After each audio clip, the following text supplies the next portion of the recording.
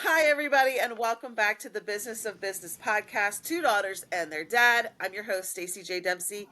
And like always, thankfully, I am here with the other daughter and the one and only dad. Good morning to the both of you. Good morning. Good morning. So, dad's giving a thumbs up. Okay, it's a good morning. So, we are chugging along here in 2024. And today we thought we'd talk a little bit about revisiting, maybe some traditions or some ways that we originally did certain aspects of our business, evaluating if they are still serving our business.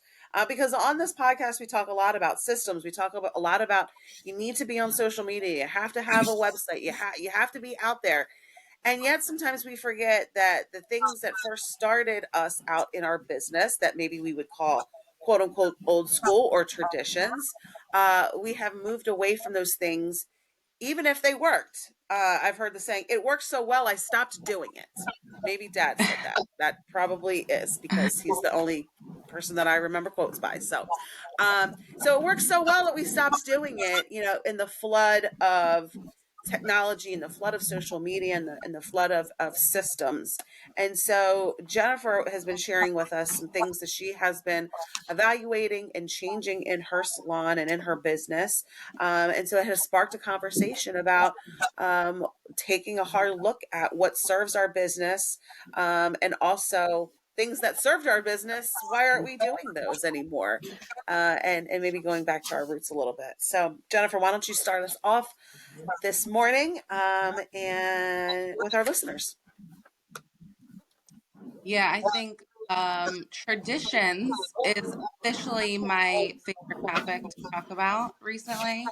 And that really stems from me taking a look at my business and, old traditions that I've had or I've adapted throughout the years, maybe because someone told me that I needed to do things a certain way, or that's just how things have always been done within our industry specifically. One new tradition that I'm embracing is an open door policy. It's always kind of been taboo or never allowed inside of our industry that you work in a salon and that's it. And when you're ready to move on, then you have to quit that salon and move on to another salon. And so when I say door policy, that simply means, giving hairstylists the ability to work inside of my salon and having complete freedom to work in another salon.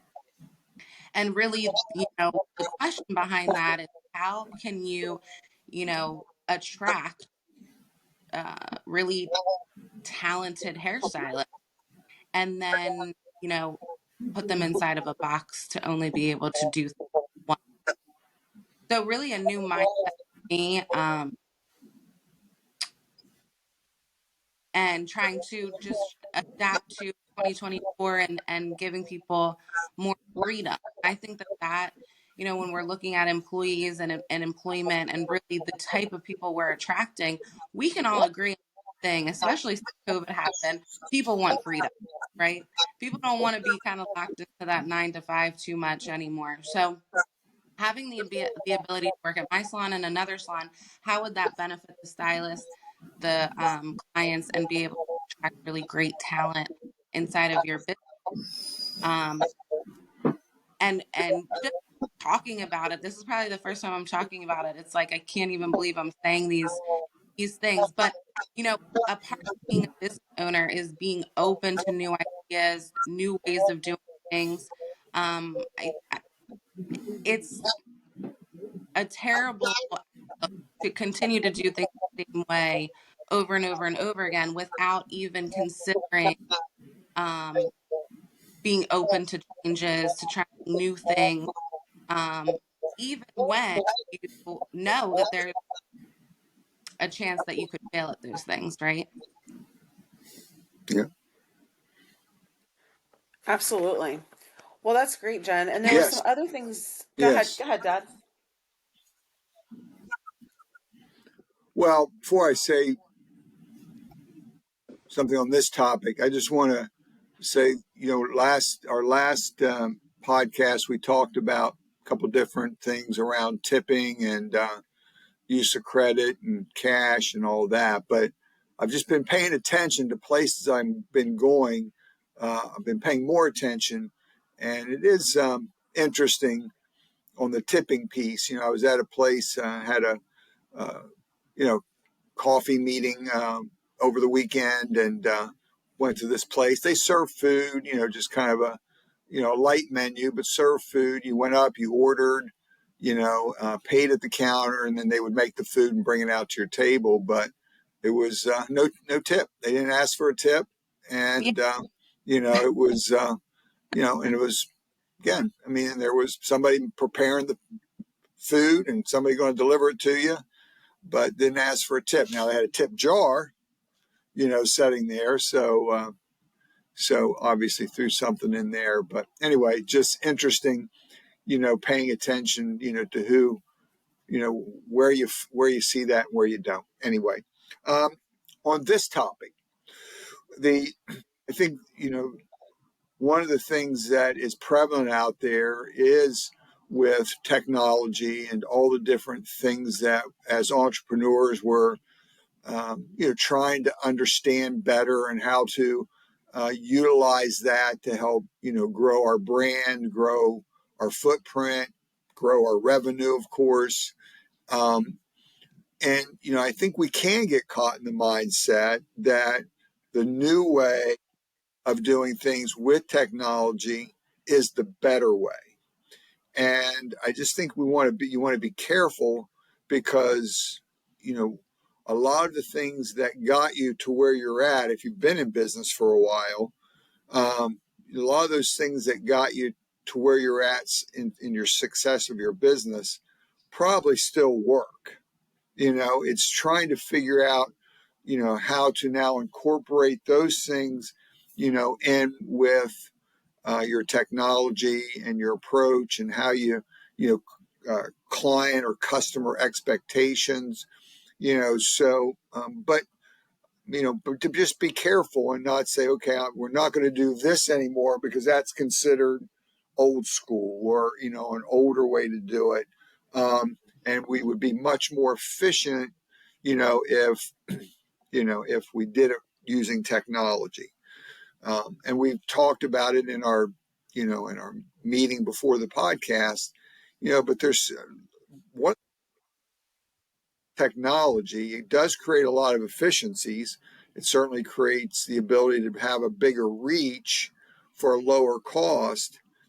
But the one downside, I guess, or at least aspect of that, though, is can lose that personal touch. You can lose that relationship component that is pretty important about any business. I mean, there's usually, something about, your business that that you're wanting to build some kind of relationship with your clients and your customers. And so that's the part that, usually the more traditional ways will address, relationally maybe better than what, a technology based approach would do. But with that being said, you can't just hang on to the old ways too. So it's how do you find that, how you can kind of, I don't know if you would call it blending or how, one can augment the other in terms of, how can we use technology to enhance that personal touch, to enhance that relationship building aspect of things. So Jen, I think you were talking about, in before the podcast that, yeah, we can send emails, we can send text messages, we can do a lot of things with technology. But boy, I tell you what, just that old fashioned handwritten note saying thank you. I mean, that goes a long ways, because now all of a sudden, in the client's mind, wow, Jennifer actually took the time not to just to, send me a generic email saying thank you, but really took the time to handwrite something out. And those are relationship builders, just as one example. Yeah. Yeah. We were also talking about, um, you know, back 8 years ago when I opened my business, my dad was like, you got to send out postcards, right? He was pretty adamant about, figuring out the demographic, figuring out, who we need to send these postcards to. And I remember being like, this is what they call snail. Um, and so anyway, we did it. And that was our number one way of marketing when I first opened the salon. And you kind of see that with restaurants too. They'll send out menus. I think when you're first opening a business, that idea is kind of getting your name out there, right? Because people don't know your business. They don't recognize the name. Um, and obviously we stopped doing that. I don't remember how long we did that, probably just the year of business. But we went back and forth about that. Me and Dad did, and he won. Um, and so I think and you don't have someone that you're paying to market your business, right? And you are the one marketing. It's wild to go through the journey of understanding how to market and really learning that skill set, because I think it's a skill set. Um, of how to market your business and kind of where to invest in when it comes to marketing. And so that's why I love social media so much in 2024, is because it's a way of free marketing, right? And so we say on this podcast all the time, you got to be on social media in 2024 to really market your business. And so emailing, software systems. I mean, technology has made it so easy for us. It was a couple months ago that I kind of realized to myself, like, wait a minute, why I need to get some thank you cards. And what would happen if I kind of went back to Dad's in my ear 8 years ago of sending out thank you cards to first time? And so now that I've been doing that a few months, it's amazing to have, clients that have only been in your business once or twice come up to you and say, I really loved your card. I can't believe you took the time to write me a note. Um, and so those things go a long way. I think that when it comes to business, those small touches always kind of prove themselves to your business and to your client or your consumers. And so I have a client who comes in every single week. She just had a birthday. Now, in my business, we send out happy birthday emails. Happy birthday! Here's X amount for your next visit. Come and relax for your birthday. Kind of cute, sweet email. It's automatic. I don't have to do anything. It just sends it out. It takes me no time to do. I knew that my client's birthday was coming up, so we got her flowers and made it a big deal when she came in. And my point of sharing that is that we don't do that for every client, right? But this client comes in every week. I knew she would get a happy birthday email, and so we got her plants and some flowers because I knew that's what she liked. And it's just those small touches, I think, that make a difference inside of your business and keep that connection with your clients. So, I kind of fight Dad on his old traditions sometimes. I find myself circling back to those time and time again, to really make sure I'm authentic inside of my business and showing appreciation to the clients that come inside and spend. Ah, Dad's right again. Dang it. Daggone it. But why does she say old? She I don't knows know I don't why like she that said it like word. that, Dad. Like old, I like know she old really ways of doing things. emphasized. She Because really emphasized the I old. know. And like she so knows I hate that word. how Not. stressful it is to run a social media account for a business nowadays.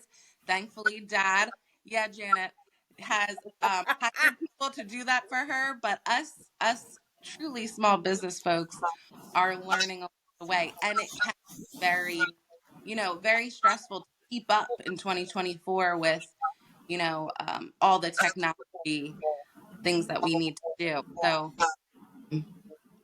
we'll keep Well, on traditions. I mean, I know in our case, another example that comes to mind is, from a time efficiency standpoint, Zoom, and the different platforms out there to be able to do meetings, and has really saved time. There's a real time saver with being able to meet with clients or prospects, from that perspective, you know, but still, you have to think about that, because even though I can see that person, there's still a big difference between seeing someone and being in the same room with someone. There's just something about that proximity to someone that, you can read the body language better. You can, if you're in their space, their office, their home, you can kind of see better kind of what their environment is, that you might be able to see things that, that you have in common, and that can be a real relationship builder, pointing that out, so there's just a lot of things that can be missed. And so you have to be much more intentional, I believe, at the beginning of maybe a Zoom meeting with someone, especially if they're new or newer, that you don't, because you don't have those things maybe to trigger, um, conversations that can be relationship builders. You have to, I think, be much more intentional about doing that, whether it's hopefully knowing something about that person before you get on the call or on the Zoom meeting, whatever it may be, but try to, do your homework, because again, that connection is so critical, when it comes to relationship building and long-term relationship as a client. And so, that's where you have to be purposeful. Now, with that being said, it also is great because now, I mean, I can do business with anybody anywhere, right? I mean, I've had I'm doing some business with some folks down in North Carolina now that, that we're able to do it through Zoom. They're very comfortable. I'm very comfortable with it. But again, I have to be intentional how I approach that, because, technology can also be a hindrance if you're not careful from that relationship perspective. You don't establish that, as easy, I don't believe. So, but again, it's huge. It's a huge advantage for us to have that. Yeah. Absolutely. Absolutely. So, well, everyone, we hope that this topic today has been helpful to you. We hope that maybe you will, maybe this will spark some ideas for you to take a look at some maybe old, not old, but old traditions, or old ways of doing some things inside your business, and identify if they're serving you. Maybe there is some things that work so well that you stopped doing them, and you decide to implement them back into your business. And maybe there's just some things that it's time to say, see you later, and this no longer is really doing anything for my business, for myself, or for the community that I'm serving. So we hope that this has been helpful, and we look forward to seeing you and talking to you guys again soon.